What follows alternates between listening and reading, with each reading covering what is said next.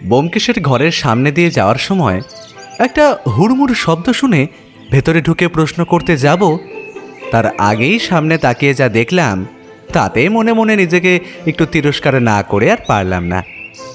এমন একটা মুহূর্তে আমার এখানে এসে পড়াটা শুধুমাত্র আকস্মিক, তা না হলে এ সময় এখানে আসার বিন্দুমাত্র ইচ্ছেও আমার ছিল না। ঘরের দরজায় নতুন পর্দা লাগানো হয়েছে। পর্দা ঠেলেই দেখি সত্যবতী ব্যোমকেশের দুহাতের মধ্যে হেলে রয়েছে, আর ব্যোমকেশ দুহাতে তাকে ধরে।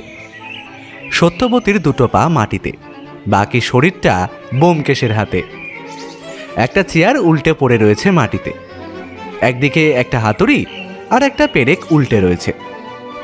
ব্যোমকেশ আর সত্যবতী একে অপরের দিকে তাকিয়ে আছে, যেন সিনেমার কোনো একটা সিন চলছে। আমি আস্তে আস্তে পর্দাটা সরিয়ে আবার বাইরে চলে আসতে যেতেই হাতের ধাক্কায় দরজার পাশের টেবিলের ওপর একটা ছোট্ট শব্দ হলো। তাতেই ব্যোমকেশ আর সত্যবতী দুজনেই সচকিত হয়ে দাঁড়িয়ে পড়ল। সত্যবতী লজ্জায় লাল হয়ে তাড়াতাড়ি বেরিয়ে চলে গেল রান্নাঘরের দিকে। ব্যোমকেশ তার স্বভাবসিদ্ধ ভঙ্গিতে নিচু হয়ে হাতুড়ি আর পেরেকটা তুলে নিয়ে আমায় ডেকে বলল, অজিত, এগুলো একটু ধরো তো। আমি পেরেক আর হাতুড়ি ধরতেই সে চেয়ারটা আবার সেখানে দাঁড় করিয়ে তার ওপর উঠে দাঁড়ালো। তারপর দেওয়ালের একটা বিশেষ জায়গায় একবার হাত বুলিয়ে দেখল। তারপর আমার দিকে না তাকিয়েই বলল, পেরেক। আমি পেরেক এগিয়ে দিতেই সেটা দেওয়ালে এক জায়গায় ধরে বলল, হাতুড়ি। হাতুড়ি দিতেই ঠক ঠক করে সেটা দিয়ে পেরেকটা দেওয়ালে ঠুকতে লাগলো ব্যোমকেশ। আমি চেয়ার থেকে সরে এসে অন্য একটা চেয়ারে এসে বসলাম। একটা পেরেক ঠুকতে দুজন? এ তোমার বাড়াবাড়ি ব্যোমকেশ। যদিও বাড়াবাড়ি না অন্য কিছু তা আমার মাথায় ঢুকলো না। ব্যোমকেশের কাজ হয়ে গেছিল। সে হাতুড়ি রেখে চেয়ার টেনে আমার পাশে এসে বলল, কি বললে অজিত? আরেকবার বলো। কই, আমি আবার কি বললাম? আরে তুমি বললে না যে? ও হ্যাঁ, বললাম একটা পেরেক ঠুকতে দুজন। দুজন কখনো একসাথে একটা পেরেক ঠুকতে পারে কি অজিত? কেন পারে না? একজন যদি হাত দিয়ে পেরেকটা ধরে আর অন্যজন যদি হাতুড়ি চালায়, তাহলে তো দুজনে মিলেই হলো। যে পেরেক ধরে আছে সে তো আর হাতুড়ি চালাচ্ছে না, তাহলে কাজটা দুজন মিলে করলেও পেরেক কিন্তু ঠুকলো একজনই। অন্যজন শুধু পেরেক ধরে রইল, হাতুড়ি সে হাতেও নিল না। আমি এবার বিরক্ত হলাম একটু। এসব কি বলছো তুমি ব্যোমকেশ? এমন আমার হয় নাকি? হাতুড়ি ধরুক আর পেরেক, কাজ তো একটাই হচ্ছে। তাহলে ওখানেই তো সমস্যা অজিত। তুমি ভাবছো কাজটা দুজন মিলে করছে, আমিও ভাবছি, কিন্তু যারা কাজ করছে একমাত্র তারাই জানে আসলে কে কোন কাজটা করেছে। আমি আরও কিছু বলতে যাওয়ার আগেই পুটিরাম 2 কাপ চা নিয়ে ঘরে ঢুকল। আমি মনে মনে বুঝলাম সত্যবতীর লজ্জা এখনও কাটেনি। চায়ের কাপ রেখে পুটিরাম বেরিয়ে যেতেই ব্যোমকেশের টেলিফোন বেজে উঠল। ব্যোমকেশ উঠে গিয়ে ফোন ধরে হ্যালো বলার আগেই আমি চায়ের কাপে প্রথম চুমুকটা দিলাম। টেলিফোনে ব্যোমকেশের কথা শোনার ইচ্ছে আমার না থাকলেও ওই হ্যালো, হ্যাঁ বলছি, আচ্ছা, এই ধরনের কয়েকটা শব্দ আমার কানে ভেসে এলো। তারপর ফোনটা রেখে আবার চেয়ারে এসে বসতেই ব্যোমকেশকে বললাম, কার ফোন ছিল? মিস্টার দাসের। শহরের একজন নামকরা স্থপতির বাড়ি থেকে একটা অতি মূল্যবান বস্তু চুরি হয়েছে, কিন্তু জিনিসটা যে কি তার তিনি খুলে বললেন না। শুধু চুরি নয়, তার সাথে একটা খুনও হয়েছে। খুন? খুন। আর সেটাই দেখার জন্য আমাদের একবার যাওয়া দরকার। এখনই? এখনই। দাসবাবু ওখানেই আছেন, আমাদের জন্য গাড়ি পাঠিয়ে দিচ্ছেন। গাড়ি এলেই আমরা বেরিয়ে পড়ব। দাসবাবু কিন্তু তোমার উপর একটু বেশি নির্ভরশীল হয়ে পড়ছে। প্রতিটি কেসেই তোমাকে নিয়ে টানাটানি করছে। ব্যোমকেশ সামান্য হাসল, তারপর বলল, না অজিত, তোমার এই ধারণা ভুল। কেসটা নিয়ে ওনার মনে হয়েছে উনিই সমাধান করতে পারবেন। তা নিজেই করেছেন। এই সপ্তাহেই একটা খুনের কেস তিনি সমাধান করেছেন, অথচ যে কেসটা তার চোখে অন্য ধরনের মনে হয়েছে সে কেসটা তিনি আমার সাথে নিয়েই শুরু করছেন। এ ব্যাপারে আমি তাকে বলেছি, যাতে প্রথম থেকেই কেসটা আমার হাতে আসলে আমার কেসটা সমাধান করতে সহজ হয়। আর এই গোটা ব্যাপারটা পুলিশ কমিশনারের নির্দেশেই হচ্ছে। এতে তোমার লাভ কি ব্যোমকেশ? দেখো, আমি জানি তুমি টাকার জন্য কাজ করো না। অনেক কেসে আমি এমন দেখেছি যা তোমায় সারা দিন রাত পরিশ্রম করতে হয়েছে, অথচ তার পারিশ্রমিক তুমি পাওনি বা পেলেও নিতে চাওনি। কিন্তু ব্যোমকেশ, তুমি তো আমার মতো অকৃতদার নও। তোমার তো একটা পরিবার আছে। সবচেয়ে বেশি হলো তোমার আর সত্যবতীর তো একটা ভবিষ্যৎ আছে, নাকি?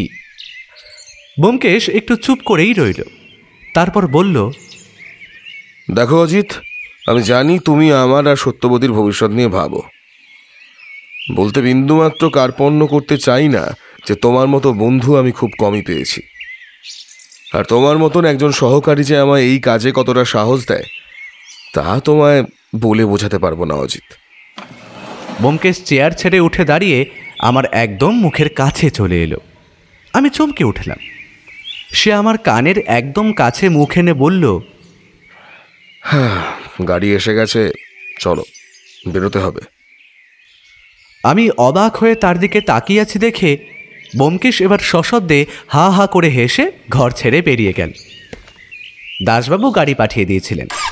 ড্রাইভার আমাদের নিয়ে গাড়ি চালু করতেই সত্যবতী ব্যালকনিতে দাঁড়িয়ে বলল, দুপুরের আগে ফিরবে তো? আগে যাই, তারপর অবস্থা বুঝে ব্যবস্থা করা যাবে। সত্যবতী আর কিছু না বলেই দাঁড়িয়ে রইল। আমাদের গাড়িটা ছোট রাস্তা ছেড়ে বড় রাস্তার দিকে এগিয়ে চলল। খুনটা কোথায় হয়েছে? খুনের অকুস্থলে কাউকে যেতে দেননি তো? না না, তবে আমার আসার আগে কেউ যদি গিয়ে থাকে, তবে যতদূর জানি কেউ যায়নি। এবারের সবাইকে এক জায়গায় জড়ো হতে বলুন, কেউ যেন বাইরে না থাকে। আর বলেই সোফায় বসে থাকা ভদ্রলোকের দিকে চেয়ে বলল, উনি কি এবারের মালিক? হ্যাঁ, আসুন আলাপ করিয়ে দিই। মিস্টার চ্যাটার্জি, ইনি হলেন ব্যোমকেশ বক্সী, আর ব্যোমকেশবাবু ইনি হলেন সমৃদ্ধ চ্যাটার্জি। নমস্কার। কি যে বলবো ব্যোমকেশবাবু, কি থেকে কি হয়ে গেল। অযথা ভাববেন না, আপনি এখানে শান্ত হয়ে বসুন, আমি খুনের জায়গাটা একবার দেখে আসি, তারপর কথা বলবো সবার সাথে। ব্যোমকেশ আর দাসবাবু একতলার সিঁড়ি দিয়ে উঠে দোতলার একটা ঘরে গেল। দরজার বাইরে একটা কনস্টেবল দাঁড়িয়েছিল। আমরা যেতেই দরজা ঠেলে খুলে দিল। আর আমরা ঘরে ঢুকতেই একটা চাপা কিন্তু মিষ্টি একটা গন্ধ পেলাম। ব্যোমকেশ ভুরু কুচকে গন্ধটা শুকে বলল, ক্লোরোফর্ম, বেশ জোরালো ক্লোরোফর্ম স্প্রে করা হয়েছে মনে হচ্ছে। হ্যাঁ, এখনো গন্ধটা যায়নি। অজিত, জানলাটা খুলে দাও তো। আমি এগিয়ে গিয়ে জানলা খুলে দিয়ে বাইরে তাকালাম। বাড়ির বাউন্ডারি ওয়াল পেরিয়ে শুরু হয়েছে একটা রাস্তা।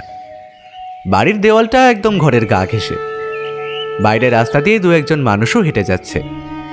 ঘরের মধ্যে বিছানার উপর পড়ে রয়েছে মৃতদেহটা, চোখ খোলা, বিস্ফারিত। ব্যোমকেশ ভালো করে মৃতদেহ দেখতে দেখতে বলল, মৃত্যুর কারণ কি কিছু বোঝা যাচ্ছে দাসবাবু? দেখে তো কিছুই বোঝা যাচ্ছে না, তবে গলায় কোনো দাগ নেই, শরীরে আঘাতের চিহ্নও তো নেই। দাসবাবু, আপনি এখানে দাঁড়ান, আমি একবার মৃতদেহ পরীক্ষা করতে চাই। এ কথায় আমিও এগিয়ে গিয়ে দাঁড়ালাম বিছানার এক পাশে।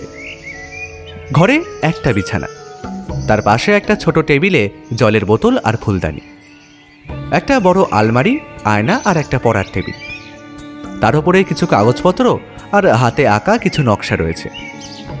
একটাই জানলা এ ঘরে, আর তার উল্টো দিকে দরজাটা।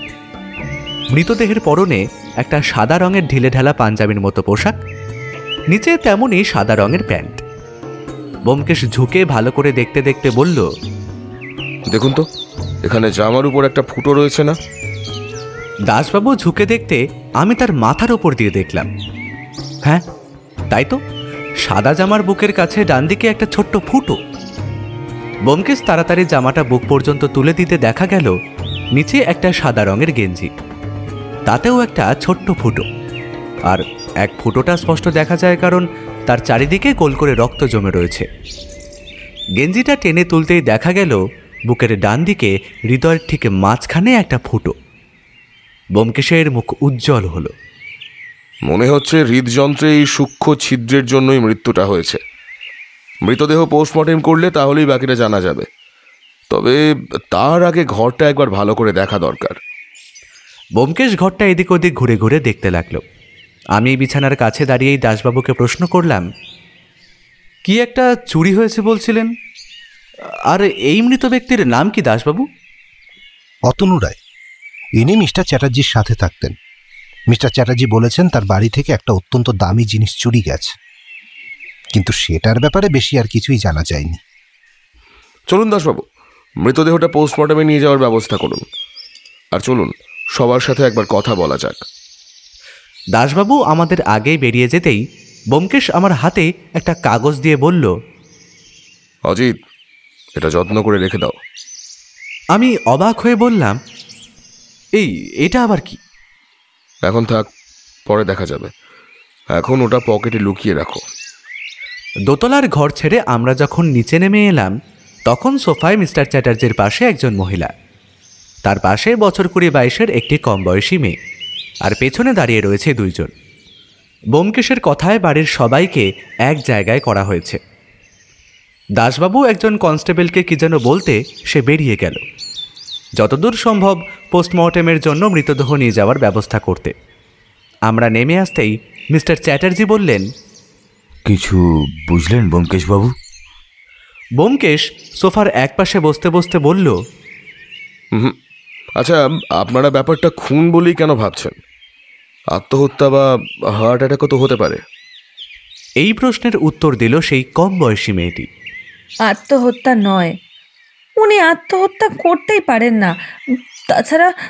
তাছাড়া ওনাকে কেউ হুমকি দিয়েছিলেন প্রাণে মারার, তারাই হয়তো এই কাজ করেছে। ব্যোমকেশ আর আমি দুজনেই অবাক হলাম।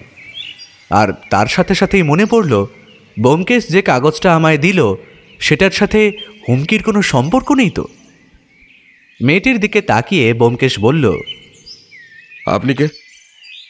ও আমার মেয়ে সরমা।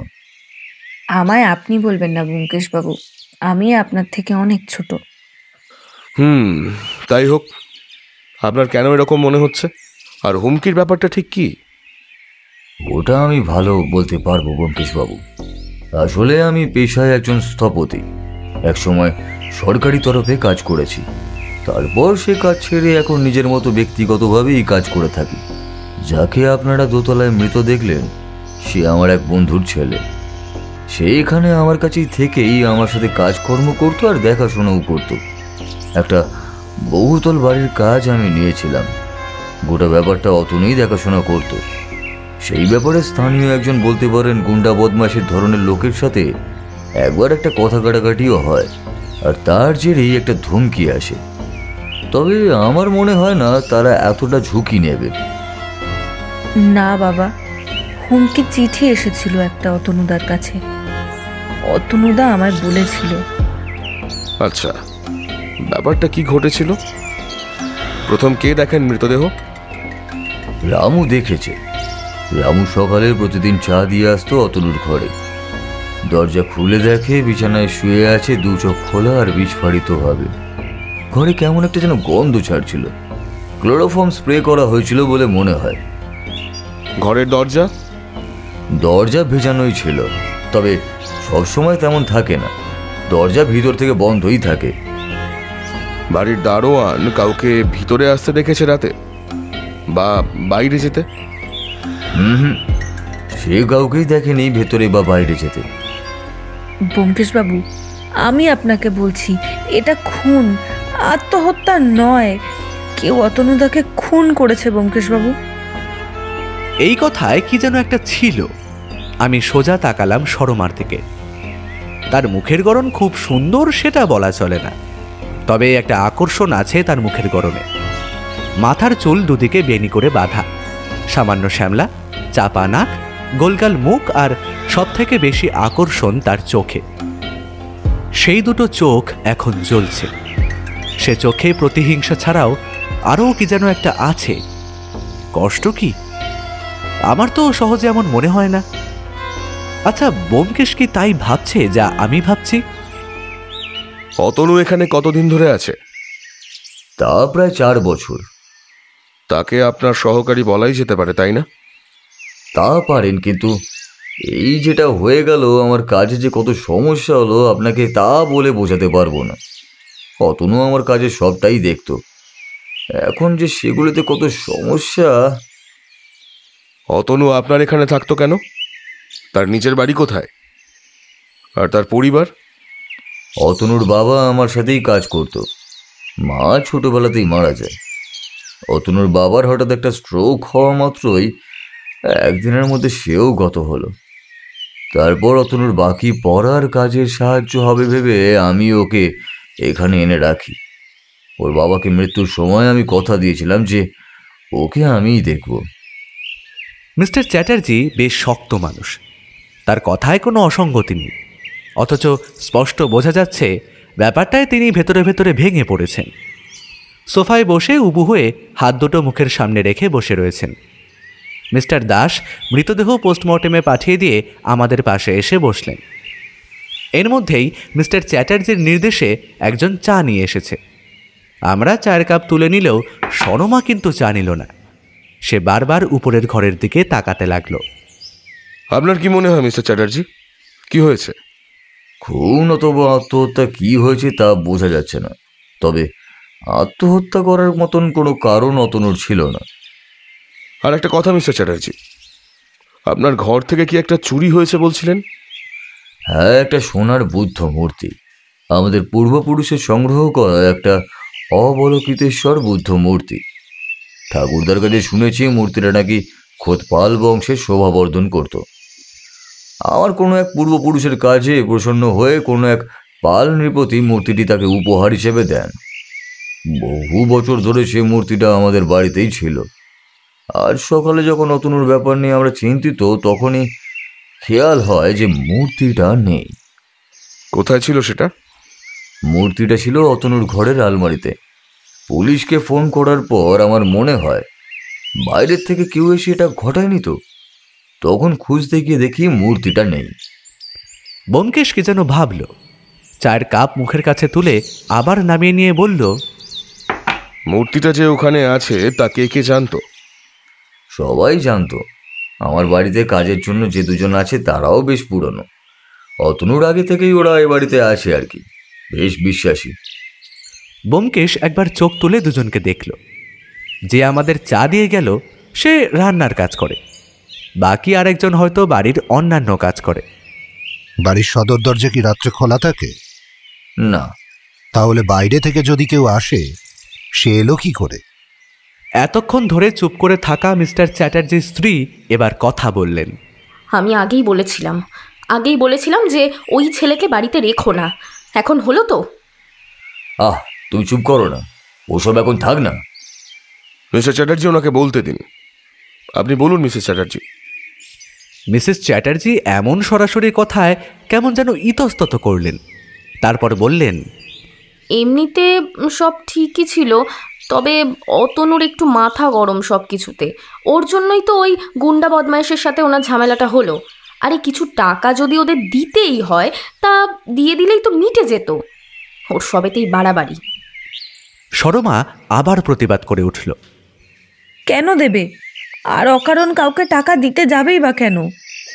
তুমি চুপ করো, যেটা বোঝো না সেটা নিয়ে কথা বলতে এসো না। সেদিন আমি বলেছিলাম ওকে এখানে না রাখতে, তাহলে আজ আর এইসব ঝামেলায় পড়তেই হতো না আমাদের। ব্যোমকেশ এবার উঠে দাঁড়ালো, তারপর সিঁড়ির কাছ পর্যন্ত গিয়ে আবার হেঁটে এলো দরজার দিকে। হঠাৎ করেই থেমে দাঁড়িয়ে বলল, যদি কিছু মনে না করেন, আমি দুজন কাজের লোকের সাথে কথা বলতে পারি কি? মিস্টার চ্যাটার্জি মাথা নাড়িয়ে সম্মতি জানাতেই ব্যোমকেশ বলল, দাসবাবু, আমি আর অজিত ওপরে খুনের ঘরে যাচ্ছি। আপনি একজন একজন করে দুজনকে পাঠাবেন। আমার ওই ঘরটা আর একবার দেখতে হবে। চলো অজিত। আমি আর ব্যোমকেশ উঠতে উঠতে ব্যোমকেশ বলল, পড়ার টেবিলের ওপর চিঠিটা রেখে ভালো করে পড়ে নিয়ে সেটা একটা বইয়ের মাঝে রেখে দেবে। ওটার ব্যাপারে যখন ওরা জানে তখন ওটা নিয়ে যাওয়া যাবে না। তাহলে ওটা নিতেই বা গেলে কেন? তারপরে বলবো, তবে মনে থাকে যেন ভালো করে চিঠিটা পড়ে নেবে আগে, তারপরে রাখবে। আর কোথায় রেখেছো যেন মাথায় থাকে, ঠিক আছে? এ কথার কারণ আমি বুঝলাম না, তাও চিঠিটা পকেট থেকে বার করতে করতে সিঁড়ি দিয়ে উঠে এলাম ওপরে। কত বছর এখানে আছো রামু? তা বাবু 10 বছর তো হবেই। তোমার পরিবার? ওরা তো সবাই গ্রামে আছে বাবু, আমি মাঝে মাঝে যাই ওখানে। তুমি প্রথমে মৃতদেহ দেখেছিলে তো? বাবু। কি দেখেছিলে দরজা খুলে? ওই তো সদর দরজা তো রোজ বন্ধ থাকে, আজও তাই ভেবে ধাক্কা দিতে গিয়ে দেখি দরজা ভেজানো। খুলেই দেখি অতনুবাবু চোখ বিস্ফারিত করে শুয়ে। এক মিনিট। তুমি যখন দরজা খুলেছিলে তখন কি ঘরে আর কেউ ছিল? না, আমি একাই ছিলাম। আচ্ছা, ঘরে কি তখন কোনো গন্ধ ছিল? ওই ঘরের একমাত্র জানলাটা কি বন্ধ ছিল? রামু একটু ভাবতে সময় নিল, তারপর বলল, হ্যাঁ বাবু, কিন্তু জানালা বন্ধ করে সে ঘুমাতো না, বরং খোলা রাখতেই ভালোবাসতো। কিন্তু জানলা বন্ধ ছিল কেন? রামুকে প্রশ্ন করার বদলে ব্যোমকেশ উঠে গিয়ে আলমারির দরজা খুলে ফেলল। এদিক ওদিক হাতড়াতে বলল, রামু, এই 2-1 দিনের মধ্যে অতনুবাবুর কারোর সাথে দেখা করা কিংবা অদ্ভুত কিছু ব্যাপার লক্ষ্য করেছিলে? না বাবু, তবে কোনো ব্যাপার নিয়ে অতনুবাবু ভাবছিল মনে হয়। যখনই দেখা হয়েছে কেমন অন্য মনস্ক মনে হচ্ছিল। আচ্ছা, এর কারণ কি হতে পারে বলে তোমার জানা আছে? রামু মাথা নাড়ালো। ব্যোমকেশ বলল, তুমি যাও রামু, আর একজন যে আছে তাকে পাঠিয়ে দাও। রামু বেরিয়ে যেতেই আমি হাতের চিঠিটা খুলে একবার ভালো করে দেখে নিলাম। তারপর সেটা ভাঁজ করে একটা খাতার ফাঁকে রেখে জানলার কাছে চলে এলাম। বাইরের রাস্তাটা দিয়ে তখন আগের মতোই লোক চলাচল করছে। আমি বাবু বাড়ির সব কাজই করি। অতনুকে তুমি শেষ কখন দেখেছিলে? কাল তো বাবু বাড়িতেই ছিল, খাতাপত্র লইয়া কি সব আঁক করছিল। রাইতে খাবার সময় ডাকতে গিয়া বলল খাবারও ঘরেই দইয়া যেতে। খাবার দইয়া আসার পরে আমি আর যাইনি। ব্যোমকেশ কি যেন ভাবতে ভাবতে বলল, ওর ঘরে তার আগে বা পরে আর কেউ গিয়েছিল? রাইতে একবার ছোট দিদিমণিরে ওই ঘরের দিকে যাইতে দেখছিলাম। আমি নিচেই ছিলাম, দেখলাম ও ঘরে ঢুকছে। ছোট দিদিমণি তো মাঝে মাঝে যেত, তাই আমি আর ওসব বেশি ভাবিনি। দরজা কি বন্ধ করেই ঘুমোতো অতনু? হ্যাঁ বাবু। আচ্ছা, তাহলে সকালে যখন রামুও ঘরে গিয়েছিল? বলতে বলতেই ব্যোমকেশ থেমে গেল। তারপর বলল, আর কিছু বলতে পারবে এমন যাতে তোমার মনে হয়েছে এই খুনের সাথে সম্পর্ক থাকতে পারে? গোপাল একটু ইতস্তত করে বাইরের দিকে তাকালো, তারপর বলল, যদি অভয় দেন তো একটা কথা কই বাবু, কাউরে জানাবেন না। কাজটা চলে গেলে আমার খুব অসুবিধা হয়ে যাবে বাবু। তুমি নিশ্চিন্তে বলতে পারো, আমরা দুজন ছাড়া আর কেউ জানতে পারবে না। গোপাল গলার স্বর নামিয়ে বলল, ছোট দিদিমণির সাথে ওই অতনুবাবুর একটা ভালোবাসা ছিল, কিন্তু এটা আবার বড় দিদিমণি পছন্দ করতো না। 2-1 বার এই নিয়ে মা মেয়ের মধ্যে কথা কাটাকাটি হয়েছে। আর হুমকির চিঠির ব্যাপারে তুমি কি জানো? হুমকি চিঠি একটা আইছিল, এটাই জানি বাবু, আর কিছু জানি না। আচ্ছা, তুমি এবার যাও, যদি আর কিছু মনে পড়ে আমায় জানিও, কেমন? গোপাল চলে যেতেই আমি আর ব্যোমকেশ বেরোতে যাব, এমন সময় ঘরে এসে ঢুকলো সরমা। ঢুকেই সে বলল, ব্যোমকেশবাবু, এটা একটা খুনই। অতনুদা খুন হয়েছে, আমি আপনাকে বলছি। এবার কিভাবে হয়েছে তা আপনি খুঁজে বের করুন।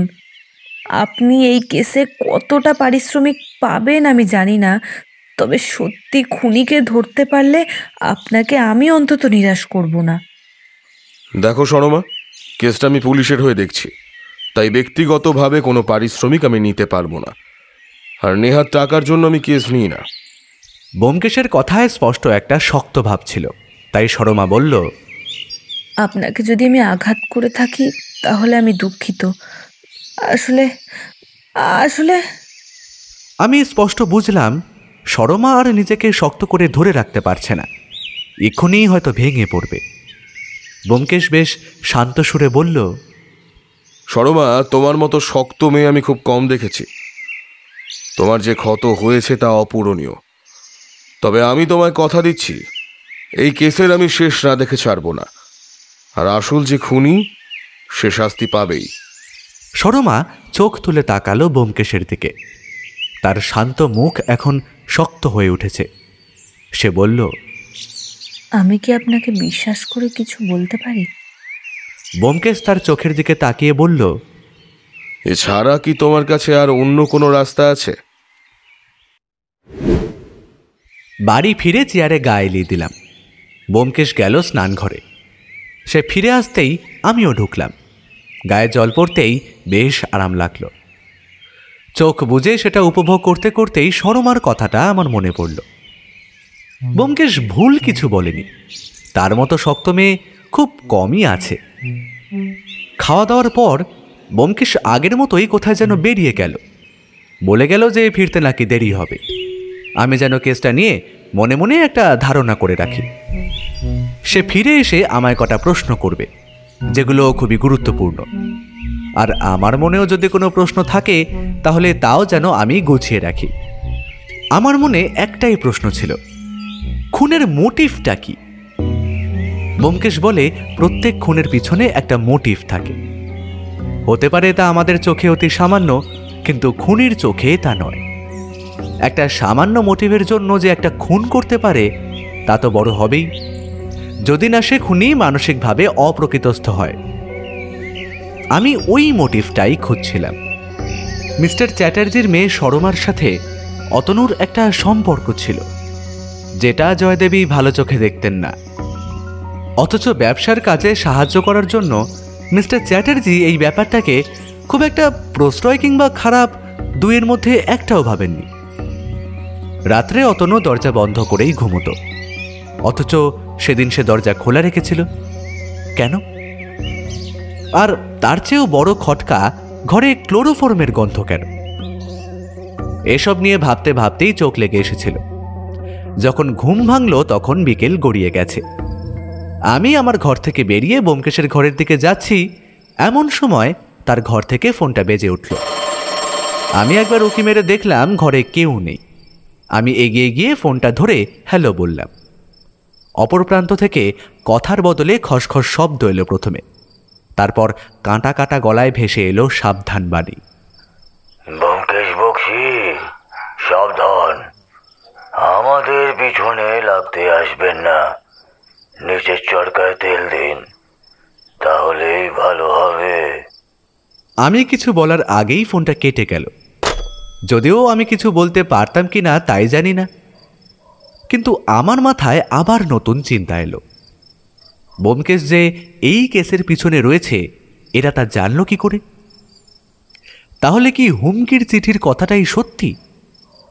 না, ব্যোমকেশ না আসা পর্যন্ত এর কোনো সমাধান হবে না। আমি ব্যোমকেশের আসার অপেক্ষা করতে লাগলাম। এর মাঝে সত্যবতী এসে চা দিয়ে গেল। গলাটা কেমন ছিল? বেশ ভারী গলা, থেমে থেমে কথা বলছিল। গলা বদল করে কথা বলার চেষ্টা। আর কোনো শব্দ পেয়েছিলে বাস থেকে? না, আসলে ব্যাপারটা এত তাড়াতাড়ি হয়ে গেল কিছু বোঝার সময় পাইনি। এই তোমার সব থেকে বড় দোষ অজিত, খুব তাড়াতাড়ি ভয় পেয়ে যাও। টেলিফোনের ওপার থেকে কি কেউ তোমার কোনো ক্ষতি করতে পারবে? ভালো করে শোনা দরকার ছিল ব্যাপারটা। নিশ্চয়ই সে জানতো আমি তখন বাড়িতে নেই, না হলে নিশ্চয়ই আগে নিশ্চিত হতো আমি কি না। ব্যাপারটা ঘেটে যাচ্ছে অজিত, ব্যাপারটা ঘেটে যাচ্ছে।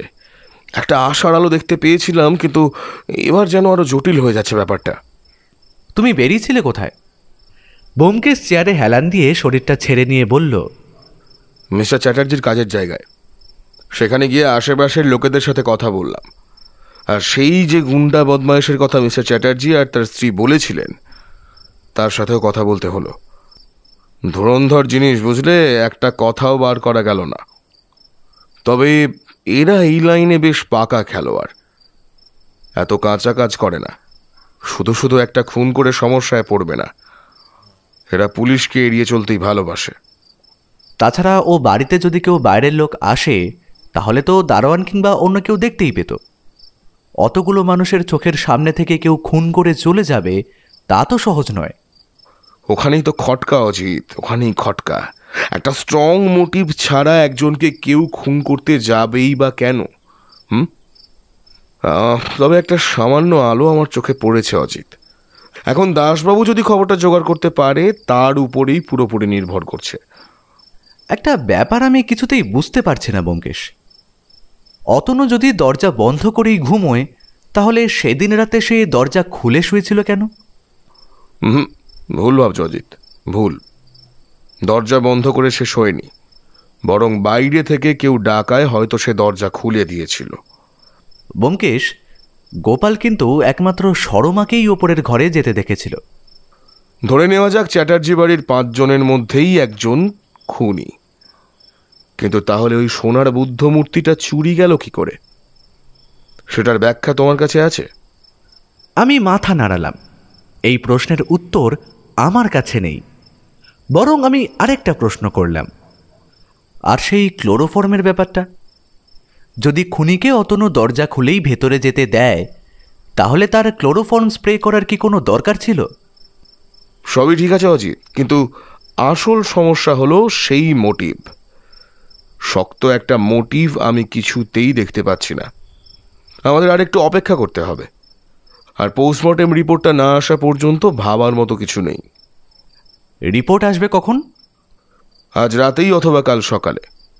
এ ব্যাপারে দাসবাবুর ওপর পুরোপুরি ভরসা করা যায়, তিনি এ কাজে খুব একটা দেরি করেন না। আর কোনো কথা আমাদের হলো না। রাতের খাওয়া সেরে আমরা ঘুমোতে গেলাম। শুধু যাওয়ার আগে দেখলাম ব্যোমকেশ তার চেয়ারে বসে সামনে খোলা খাতায় খসখস করে কি যেন লিখছে। সকালে ঘুম থেকে উঠে ব্যোমকেশের ঘরে গিয়ে দেখি সে টেলিফোনে কার সাথে যেন কথা বলছে। আমি যেতেই একবার আমার দিকে তাকিয়ে মুখে আঙুল দিয়ে চুপ করতে বলল। আমি বসে রইলাম। ব্যোমকেশ টেলিফোনের কথা শেষ করে এসে আমার পাশের চেয়ারে বসে বলল, দুটো খবর আছে অজিত, আগে কোনটা শুনবে? একটা ভালো খবর আর একটা খারাপ খবর, মানে সামান্য খারাপ। আগে ভালো খবরটাই বলো। ভালো খবর হলো অতনুর পোস্টমর্টেম রিপোর্ট এসে গেছে। খুনটা হয়েছে বুকের মাঝে একটা ধারালো ছুচলো ছুরির মতো অস্ত্র দিয়ে। তবে আশ্চর্যের ব্যাপার হলো মৃত্যু তাতে হয়নি। বুকের একটা নির্দিষ্ট জায়গায় আঘাত লাগার জন্য গোটা শরীরের স্নায়ু মানে নার্ভ সিস্টেম অচল হয়ে যায়। তবে মৃত্যুটা হয়েছে শ্বাসরোধ হয়ে। মানে খুনি প্রথমে বুকে আঘাত করে, তারপর মৃত্যু নিশ্চিত করতে শ্বাসরোধ করে। এখানে একটা সমস্যা আছে। বুকের আঘাত আর শ্বাসরোধ করে মৃত্যুর মাঝে অনেকটা সময়ের ফারাক ছিল। অন্তত ফরেন্সিক ডিপার্টমেন্টে এমনটাই মনে হয়েছে। গোটা শরীরের স্নায়ুতন্ত্র ঠিক যখন কাজ করা বন্ধ করেছে, তার থেকে অনেক সময় পরে খুন হয়, তাই এই কথা ওরা বলছে। তবে খুনি প্রথমে কোনো কারণে ফিরে যায়, পরে আবার আসে কাজ শেষ করতে। ব্যোমকেশের কপালে চিন্তার ভাঁজ। সে হাত দুটো মুখের কাছে জড়ো করে বলল, তাহলে ক্লোরোফর্মটা স্প্রে হলো কখন? আর খুনের অস্ত্রটাই বা কোথায়? তোমার কি মনে হয় ব্যোমকেশ, ওই বাড়ির 5 জন মানে সরমা, মিস্টার আর মিসেস চ্যাটার্জি আর কাজের লোকেদের মধ্যেই কেউ খুনটা করেছে? ব্যোমকেশ উত্তর না দিয়েই বলল, আমার যা মনে হয় তা তোমার ভাবনার সাথে মিলবে না অজিত। সে না মিলুক, তুমি একবার বলেই দেখো না। আমার মনে হয় খুনি একজন নয়, 2 জন। তবে এই 2 জনেই ভাবছে সে একাই খুনি, অন্য আর একজনের কথা সে হয়তো জানেই না। এটা কি তুমি শুধু অনুমান থেকেই বলছো? শুধু অনুমান নয়, মোটিভ থেকেও। আর সেই মোটিভটা কি? অতনুর ওপর কোনো কারণে অসন্তুষ্ট হয়েছিল খুনি কিংবা খুনি 2 জন। ব্যোমকেশ হয়তো আরো কিছু বলতো, তার আগেই ফোনটা বেজে উঠল। ব্যোমকেশ ফোন ধরেই বলল, হ্যাঁ দাসবাবু, হ্যাঁ বলুন। আচ্ছা আচ্ছা, আমিও ঠিক এটাই সন্দেহ করেছিলাম। আচ্ছা বেশ, আজ হবে কি? আর একটা কথা, অতনুর ঘরটা সিল করা আছে তো? Good good good. আজ দুপুরে আসুন। প্রথমে যাব সেই বহুতলের কাছে, আর তারপর যাব মিস্টার চ্যাটার্জির বাড়ি। হুম হুম হুম হুম হুম বেশ বেশ, ঠিক আছে, রাখছি। ব্যোমকেশ ফোন রেখে দিয়ে আমার কাছে এসে বলল, মোটিভ একটা মিলেছে অজিত, শুধু সেটা একবার নিশ্চিত করা দরকার। তুমি যাবে তো? তার বলতে, কিন্তু যাব কোথায়? মিস্টার চ্যাটার্জির করা শেষ কাজের স্পটে, যে কাজের পর তিনি অবসর নিয়ে নেন। তুমি কি ভাবছো, কি করছো তুমিই জানো। যাকে, গাড়ি আসবে কটায়? দাসবাবুর গাড়ি এলো দুপুর 3টে। আমরা বেরিয়ে গিয়ে গাড়িতে উঠতেই আমাদের যাত্রা শুরু হলো। যেখানে গিয়ে আমরা থামলাম সেটা একটা বহুতলের ধ্বংসাবশেষের কাছে। আমরা যাওয়ার আগেই সেখানে একজন দাঁড়িয়েছিলেন। দাসবাবু এগিয়ে গিয়ে তার সাথে করমর্দন করে আমাদের দিকে নিয়ে এলেন। নমস্কার পর্ব মিটতেই তিনি বললেন, নমস্কার, আমি সুমন্ত হালদার, সরকারি আবাসন বিভাগে আছি। এই যে ভেঙে পড়া বাড়িটা দেখছেন, এটার কথাই বলেছিলাম আমি মিস্টার দাসকে। এই পুরো ব্যাপারটা মিস্টার চ্যাটার্জি দেখছিলেন? হ্যাঁ, তবে অর্ধেক কাজ হবার পরেই এটা ভেঙে পড়ে, তখন কাজ বন্ধ করতে হয়। তবে শক্ত কোনো প্রমাণ না পাওয়া যাওয়ায় মিস্টার চ্যাটার্জিকে আইনি কোনো ঝামেলায় পড়তে হয়নি, তবে তাকে বরখাস্ত করা হয়। এ শহরে যে সমস্ত সরকারি বেসরকারি বহুতল তৈরি হচ্ছে তার মোটামুটি খবর তো আপনার কাছে আছেই, কারণ এর জন্য তো অনুমতি নিতে হয়। অনুমতি ছাড়া এই কাজ সম্ভব নয়। আচ্ছা বেশ। ব্যোমকেশ হাঁটতে হাঁটতে সুমন্তবাবুকে নিয়ে একদিকে চলে গেল আর অন্য হাতে আমাদের দিকে ইশারায় দাঁড়িয়ে থাকতে বলল। আমি আর দাসবাবু দাঁড়িয়ে রয়েছি। ভাঙা বহুতলটা 2য় তলা পর্যন্ত উঠেছে। এখন তা রড আর ইট বেরিয়ে ভাঙা ক্ষয়ে যাওয়া দাঁতের মতো চকচক করছে যেন। কয়েক জায়গায় ঝুলও পড়েছে। এদিকে ওদিকে পায়রা উড়ে চলেছে। আমি সেদিকে তাকিয়ে আছি দেখে দাসবাবু বললেন, ব্যোমকেশবাবু কেসটায় কতদূর পৌঁছলেন কিছু জানেন আপনি অজিতবাবু? আমি বাধ্য হয়েই মাথা নাড়িয়ে না জানালাম। আমাদের কথা হতে হতেই ব্যোমকেশ ফিরে আসে, তার সাথে সুমন্তবাবু। ব্যোমকেশ এসে বলল, চলুন দাসবাবু, এবার থানায় চলুন। 2 জন কনস্টেবল নিয়ে আমাদের মিস্টার চ্যাটার্জির বাড়িতে যেতে হবে। পারলে একটা সার্চ ওয়ারেন্ট নিয়ে চলুন। মিস্টার চ্যাটার্জির গোটা বাড়িটা একবার সার্চ করতে হবে। Search warrant? কেস কি আপনি সমাধান করে ফেলেছেন ব্যোমকেশবাবু? এখন শুধু মার্ডার ওয়েপনটা পাওয়া বাকি, তাহলেই 2-এ 2 4 করা যাবে। বেশ, আর তাহলে থানায় চলুন। সার্চ ওয়ারেন্ট বার করতে একটু সময় লাগবে। আপনি যান থানায়, সার্চ ওয়ারেন্টের ব্যবস্থা করুন। আমি ততক্ষণে আর একটা জায়গা থেকে ঘুরে আসি। আর অজিত, তুমিও যাও। আমি থানায় পৌঁছলে তারপর সবাই একসাথে বেরোবো। আমার আর দাসবাবুর অবাক মুখের সামনে দিয়ে ব্যোমকেশ বেরিয়ে গেল। মিস্টার চ্যাটার্জির বাড়িতে আমরা সবাই বসে। মিস্টার চ্যাটার্জির মুখটা একটু থমথমে। তিনি শক্ত গলায় বললেন, আপনার বিরুদ্ধে আমি মানহানির মামলা করতে পারি, জানেন?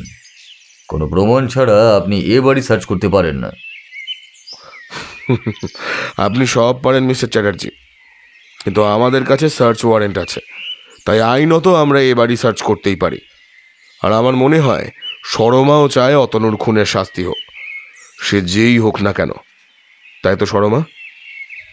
সরমা একটু অপ্রস্তুত হয়ে একবার মিস্টার চ্যাটার্জির দিকে তাকায়, তারপর বলে, হ্যাঁ ব্যোমকেশবাবু, আমি চাই খুনির শাস্তি হোক। তারপর মিস্টার চ্যাটার্জির দিকে তাকিয়ে বলে, সে যেই হোক না কেন, যেই হোক।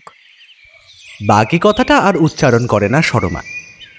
2 জন পুলিশ কনস্টেবলের জিম্মায় বাকিদের রেখে আমি, ব্যোমকেশ, দাসবাবু আর সরমা ওপরের ঘরে যেখানে মৃতদেহটা ছিল সেখানে যাই। ঘরে দাসবাবু নিজ হাতে তালা মেরে গেছে, তাই তিনি সেটা খুলতেই আমরা ভেতরে ঢুকি। ব্যোমকেশ বলে, গোটা ঘরটা তন্ন তন্ন করে খোঁজো। আমাদের কাছে যা প্রমাণ আছে তার বেশিরভাগই অনুমান। হ্যাঁ, খুনের অস্ত্রটা এ বাড়ি থেকে বেরোলে সেটা একটা শক্ত প্রমাণ হবে। তবে আরও কিছু দরকার। সরমার ইতস্তত ভাবটা কেটে গেছে। সে এবার খুঁজতে শুরু করল। জানালাটা ব্যোমকেশ খুলে দিয়েছিল। বিছানার চাদরটা এলোমেলো হয়ে রয়েছে। পড়ার টেবিলে ব্যোমকেশ সেই চিঠির টুকরোটা বার করে পকেটে পুরল। সরমা বিছানার কাছে, আমি ঘরের অন্য পাশে, আর দাসবাবু খাটের তলা আলমারির মধ্যে খুঁজছে। কিন্তু কি যে খুঁজছি তা আমাদের জানা নেই। হঠাৎ সরমা বলল, ব্যোমকেশবাবু, তার কথায় আমরা সবাই তাকিয়ে দেখি তার হাতে একটা ছোট গোল পুঁথির মতো সোনালি কিছু। সরমার ঠোঁট কাঁপছে। সে সেভাবেই বিছানার একপাশে বসে পড়ল। এই প্রথম তার চোখে জল দেখা দিল, অথচ মুখটা আগের মতোই শক্ত। সে ওভাবেই বলল, মায়ের হাতের সোনার চুড়িতে এইরকম একটা পুঁথি আছে। একটা আলগা হয়ে গেছিল, মা অনেক দিন থেকেই বলছিল। তাহলে বাবা নয়, মা। সরমার শেষের কথাটা খুব আস্তে শোনালো। সরমা, নিজেকে শক্ত করো। খুনি যেই হোক তাকে শাস্তি দিতেই হবে, না হলে কিন্তু অতনুর প্রতি অবিচার করা হবে। আমাদের এবারে একটা ছোট্ট নাটক করতে হবে নিচে। তুমি রাজি তো? সরমার চোখের পাশ থেকে জল গড়িয়ে পড়ছিল। সে এক হাত দিয়ে মুছে বলল, অতনুদার জন্য আমি সব করতে পারি ব্যোমকেশবাবু। খুনটা কিভাবে করলেন মিস্টার চ্যাটার্জি? প্রথমে ক্লোরোফর্ম স্প্রে করে তারপর বালিশ চাপা দিয়ে শ্বাসরোধ করে মারলেন অতনুকে? মিস্টার চ্যাটার্জি অবাক চোখে তাকিয়ে বললেন, আপনি কি বলছেন ব্যোমকেশবাবু? আমি কেন অতনুকে মারতে যাব? কারণ আপনি চাইতেন না আপনার মেয়ের সাথে তার কোনো সম্পর্ক গড়ে উঠুক, তাই এভাবে নিজের মেয়ের রাস্তা পরিষ্কার করে দিলেন। কখন করলেন এটা? রাতে সবাই শুয়ে পড়ার পর? চ্যাটার্জি এবার একটু রেগে গিয়ে বললেন, ব্যোমকেশবাবু, আপনি কিন্তু কোনো প্রমাণ ছাড়াই আমার উপর অপরাধের এসব চার্জ আনতে পারেন না। আপনার কাছে কি কোনো প্রমাণ আছে? ব্যোমকেশ সোফা ছেড়ে উঠে দাঁড়ালো। আমি জানি এবার শুরু হবে আসল নাটক। হ্যাঁ আছে, কারণ সেদিন আপনাকে ওই ঘরে যেতে দেখেছে সরমা। হ্যাঁ, সরমা। এবং সে আপনাকে ওই ঘর থেকে বেরিয়ে আসতেও দেখেছে। হতেই পারে না, এই অসম্ভব। তখন তো সরমা নিজের ঘরেই ছিল। আমি কথাটা উত্তেজনার মাথায় বলেই চ্যাটার্জি থেমে গেলেন। ব্যোমকেশ সোফার পিছন থেকে হাত দুটো জড়ো করে বলল, সরমা তখন নিজের ঘরে ছিল যখন আপনি অতনুর ঘরে গিয়েছিলেন, তাই তো? কিন্তু কেন গিয়েছিলেন? তাকে খুন করতে? চ্যাটার্জি একটু ইতস্তত করে বলল, না, মানে হ্যাঁ গেছিলাম, তবে কাজের ব্যাপারে একটু কথা বলতে। কোন কাজ? আপনার সরকারি স্থপতি হিসেবে করা শেষ কাজের যে গাফিলতির জন্য বহুতলটা ভেঙে পড়ে, তার কিছু কাগজপত্র অতনুর হাতে এসে গিয়েছিল, তাই তো? যাতে সেগুলো সে আর কাউকে না জানাতে পারে, তাই কি ঠিক বলছি তো? চ্যাটার্জির মুখ থমথমে, রাগে লাল হয়ে রয়েছে। ব্যোমকেশ বলে চলেছে, তাই নিজের কুকীর্তির কথা যাতে বাইরে না যায়, তাই বালিশ চাপা দিয়ে তাকে, হ্যাঁ? ছি ছি ছি ছি ছি ছি ছি মিস্টার চ্যাটার্জি, সে আপনার আশ্রয় ছিল, সে আপনাকে ভরসা করত, আপনাকে নিজের বাবার মতো ভাবত। ব্যোমকেশ কথাগুলো প্রায় মিস্টার চ্যাটার্জির কানের কাছে গিয়ে চিৎকার করে বলল। এবার চিৎকার করে উঠলেন চ্যাটার্জি বাবু। নাও কখনোই আমাকে বাবার মতো ভাবেনি। কতবার বলেছিলাম যা হয়ে গেছে ভুলে যা, ছেড়ে দে। না শোনেনি আমার কথা। সব সবাইকে বলে দেবে বলেছিল, এমনকি সুমন্তকেও বলেছিল কিছুটা। আর তাই আপনি শ্বাসরোধ করে খুন করলেন? ওফ, কেন এক কথা বারবার বলছেন আপনি? আমি ওকে শ্বাসরোধ করে খুন করিনি, বরং বলুন চ্যাটার্জি বাবু, বলুন। বরং ওই সোনার বুদ্ধ মূর্তির মাথায় একটা সুচলো সূচের মতো অংশ আছে। মাথাটা ঘোরালেই সেটা বেরিয়ে পড়ে। সেদিন ওটা হাতে নিয়ে ওর সাথে কথা বলছিলাম। তার আগেই সরমাকে ও ঘর থেকে বেরিয়ে আসতে দেখেছি। খাওয়ার পর সবাই তখন নিজের ঘরেই রয়েছে। তখন আমি গেলাম কথা বলতে ওর সাথে। লাভ হলো না কিছু, তাই তো? না, কত করে বোঝালাম, না তো নাই। এমনকি নতুন কাজের জায়গায় যেখানে কিছু টাকা দিয়ে ঝামেলা মিটে যেত, সেখানেও সব থেকে কাজটাই বন্ধ করিয়ে দিচ্ছিল। তারপর যখন বললাম যে যদি সে আমার কথা না শোনে তাহলে আমি সরমার সাথে ওর বিয়ে দেব না, তাই শুনে বলল। বলেই মিস্টার চ্যাটার্জি সরমার দিকে তাকালেন, কিন্তু সরমার পাথরের মতো শক্ত মুখের উজ্জ্বল দুই চোখের দিকে তাকিয়ে তিনি মাথা নিচু করলেন। কি বলেছিল অতনুদা, বলো? বললো যদি সরমা জানতে পারে আমি আপনার কথায় অসৎ পথে পা দিয়েছি তাহলে বিয়ে তো দূর, ও কখনোই আমার মুখও দেখবে না। আমার আর সহ্য হলো না, মূর্তিটা দিয়ে মারলাম ওর বুকের ডান দিকে। অতনু কেমন একবার কেঁপে বাটিতে পড়ে গেল। রাগের মাথায় এটা করলেও আমি ভয় পেয়ে গেলাম, তাই তাড়াতাড়ি তাকে বিছানায় শুয়ে দিয়ে মূর্তিটা নিয়ে চলে এলাম। চ্যাটার্জি বাবুর মাথা সামান্য ঝুঁকল, তারপর বললেন, কিন্তু আপনি সে বারবার বলছেন শ্বাসরোধ করে খুন করার কথা। আমি তো তা করিনি। আপনি করেননি তা আমিও জানি, তবে তা যে করেছে তার হাতের চুরির এই পুঁথিটা আমার কাছে আছে। এখন যদি সে আমাকে নিজেই বলে তাহলে আমাকে আর কষ্ট করে বলতে হয় না। বলেই পুঁথিটা বার করে সবার চোখের সামনে মাথার উপরে ধরল। সেটা দেখেই রামু বলে উঠল, এ তো বড় দিদিমণির হাতের চুরির পুঁথি। বড় দিদিমণি বলছিলেন আলগা হচ্ছিল। জয়া, তুমি অতনুকে খুন করতে চাইলে? জয়াদেবী আর কিছু না বলে কাঁদতে কাঁদতে মাথা নিচু করল। ব্যোমকেশ উঠে দাঁড়িয়ে বলল, আমি প্রথম থেকেই সবটা বলছি, কিছুটা আমার অনুমান আর বাকিটা প্রমাণের উপর। যদি আমার ভুল হয় ধরিয়ে দেবেন। আর দাসবাবু, কনস্টেবলদের বলুন চ্যাটার্জি বাবুর ঘরে সেই বুদ্ধ মূর্তিটা আছে, খুঁজে আনতে। ব্যোমকেশ বলতে শুরু করল, অতনু আর সরমার সম্পর্কটা প্রথম থেকেই মানতে পারেননি জয়াদেবী, কিন্তু যেহেতু মিস্টার চ্যাটার্জি এটায় আপত্তি করেননি তাই আর কিছুই বলতে পারেন না। সরমাও নিজের ইচ্ছে আর স্বাধীনতায় কারোর হস্তক্ষেপ পছন্দ করে না। তার সাথে অতনুর সম্পর্কটা কতটা গভীর ছিল আমার জানা নেই, তবে তাদের মনের একটা মিল ছিল। দুজনেই ছিল সৎ। ভুল করা বা মানা দুটোকেই তারা অন্যায় বলে মনে করত। মিস্টার চ্যাটার্জির বর্তমান কাজের জায়গায় একটা সমস্যা হয়, যেটা টাকা দিয়ে মিটিয়ে নেওয়া যেত, কিন্তু অতনু তা চায় না। অথচ মিস্টার চ্যাটার্জি এ ব্যাপারে জোর দিতে থাকেন। আমার মনে হয় এ ব্যাপারে অতনু সরমার সাথেও কথা বলেছে। অতনুর কিছু সন্দেহ হয় মিস্টার চ্যাটার্জির ব্যবহারে, তাই সে খুঁজতে খুঁজতে খুঁজে পায় মিস্টার চ্যাটার্জির শেষ সরকারি কাজের কিছু কাগজপত্র, যা প্রমাণ করে মিস্টার চ্যাটার্জি অন্যায় পথে টাকা আত্মসাৎ করেছেন। অতনু প্রথম ভুল করে ব্যাপারটা চ্যাটার্জিকে জানিয়ে, যদিও সে পরে সুমন্ত হালদার নামের এক সরকারি কর্মীকে জানায়। এই সুমন্ত হালদার ছিল মিস্টার চ্যাটার্জি আর অতনুর বাবার বন্ধু।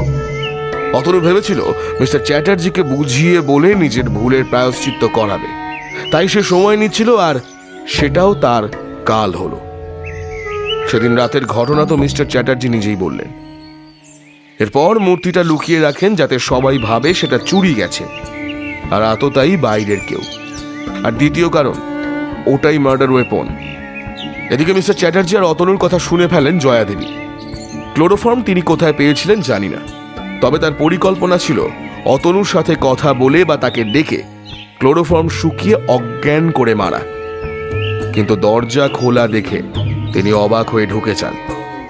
এদিকে বুকে আঘাত লাগায় অতনুর নার্ভ সিস্টেম তখন কাজ করছে না, তাই তাকে বালিশ চাপা দিয়ে মারতে বেশি সময় লাগলো না।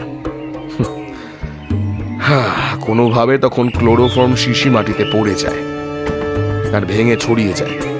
তিনি তাড়াতাড়ি বাইরে চলে আসেন। তার আগেই পড়ে যায় তার হাতের চুরির পুঁথি। মেঝেতে ভাঙা কাচের গুঁড়ো ছিল, তাই সেটি উনি আর তুলে আনতে পারেননি। পরে নিঃশব্দে উনি সেই কাচের গুঁড়ো পরিষ্কার করে ঘর থেকে চলে যান, কিন্তু তাড়াহুড়োতে পুঁথির কথা বেমালুম ভুলে যান। কি তাই তো জয়াদেবী? ঠিক বলছি তো? জয়াদেবী কোনো কথা বলেন না। আমি সেই গুন্ডা বদমাইশ যার নাম করার প্রয়োজন নেই তার সাথেই কথা বলে বুঝতে পারি বাইরের কেউ আসেনি। তাছাড়া ক্লোরোফর্ম স্প্রে করা হয় জানলা দিয়ে, জানলা বন্ধ ছিল। সব থেকে বড় কথা, অতনু অচেনা কাউকে দরজা খুলে আসতে দেবে কেন? তারপর দাসবাবুর দিকে তাকিয়ে বলল, দাসবাবু, এবার আপনি আপনার কাজ শুরু করুন, আমরা চলি। ও হ্যাঁ, আর একটা কথা, মিস্টার চ্যাটার্জি হুমকি চিঠি আর হুমকি ফোনে একই ধরনের কথা বললে ধরে নেওয়াটা সহজ হয়। হ্যাঁ, মনে রাখবেন, গলা বদলে নেওয়া সহজ, কথা নয়।